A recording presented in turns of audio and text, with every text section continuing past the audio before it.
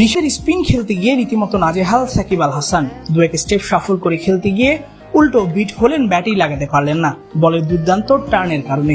ম্যাচে এমন বলে সাকিব তো নিশ্চিত স্ট্যাম্পিং হবেনি, সঙ্গে হতে পারেন বোল্ডও। অফ স্ট্যাম্পের বাইরের বল এতটাই টান করেছে যে লেগ স্টাম্প ভাঙার দশা। বোলিং মার্কে রিশাদের দুর্দান্ত এই ডেলিভারি দেখে মাহমুদুল্লাহ রিয়াদ নিজেও অবাক। কি করে এমন হলো সেটাই যেন বোঝার চেষ্টা। দুর্দান্ত ছন্দে থাকা রিশাদের পরের বলটাও খেলতে গিয়ে সাকিবকে পড়তে হলো বেকায়দায়। গুড লেন্থের বলটা পরে এতটাই বাউন্স করলো সাকিবকে খেলতে হলো কায়দা করে।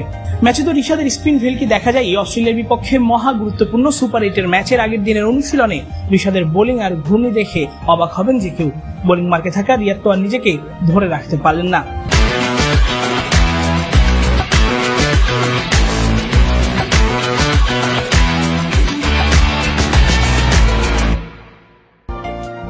নেটে একের পর এক অফ স্পিন বল করছিলেন, কিন্তু রিশাদের লেগ স্পিন ঘূর্ণি দেখে রিয়াদ নিজেই বনে গেলেন লেগ স্পিনার। সাকিবের বেলায় বোলিং করতে গিয়ে ওই একই বোলিং স্টাইলে করে বসলেন লেগ স্পিন। রিয়াদের বলটা ব্যাটের কানায় লাগাতে পেরেই সাকিবের বুনো উল্লাস, রিয়াদের চোখে মুখে আফসোস। রিয়াদের এই লেগ স্পিন চলেছে লিটনের বেলাতেও, যেন রিশাদের লেগ স্পিন দেখে সেটারই নকল করার চেষ্টা রিয়াদের। এন্টিগা থেকে তাসফিক পলক, ক্রিক ফ্রেঞ্জি।